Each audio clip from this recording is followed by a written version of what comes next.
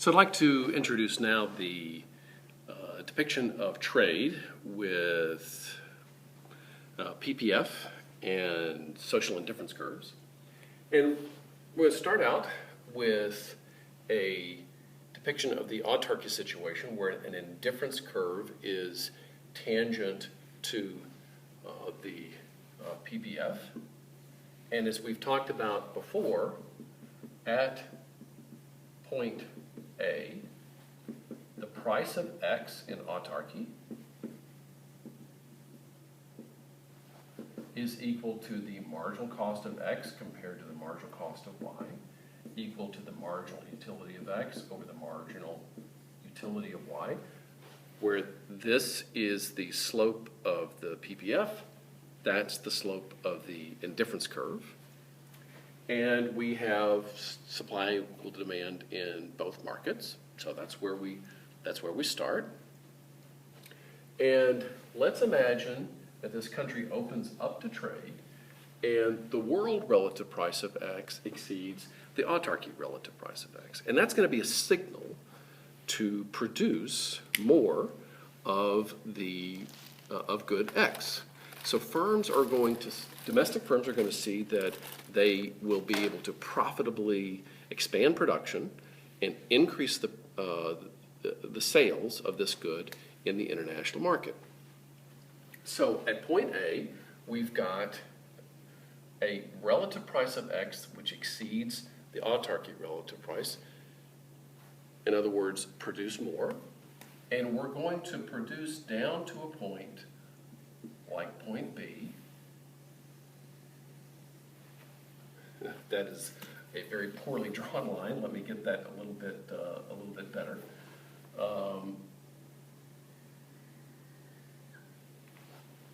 Okay, so that green line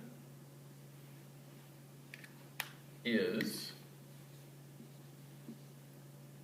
slope of this green line is the world relative price. And at point B,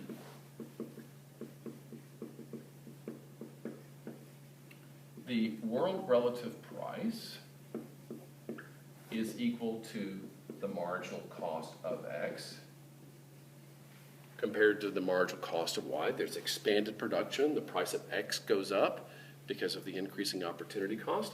And the country will be able to decide to produce this combination of X and Y. Now, we've talked before about how you would have this increase in consumption possibilities, increase in national income associated with trade. But I want now to talk about this in terms of the indifference curve terms. Okay, so we have this initial indifference curve right here. After we have had an increase in income, there will be a new indifference curve that can be reached because of the higher income. You're able to consume combinations that were impossible under trade, and you'll be at a point like this. Okay, remember this is point B, and that's at point C, where this indifference curve is tangent. And at point C,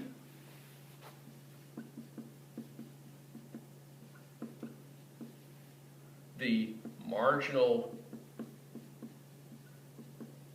rate of substitution on the consumption side is equal to the world relative price. So in this trade outcome, we have still this basic relationship that the relative price equal to the marginal cost and the relative price equal to the marginal rate of substitution, where production is at point B and consumption is at point C. Now let me do one other thing associated with this. I'm going to redraw this graph without some of the intermediate steps.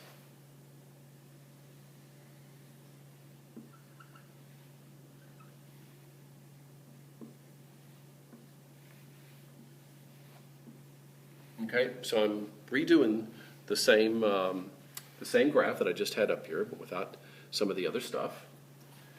So this is the amount of y and x that are produced after trade. That's the production of these two. That is the consumption of y. That is the consumption of x. So what we have here is that this amount of x is exported, okay? You've got production exceeding consumption, so this is exports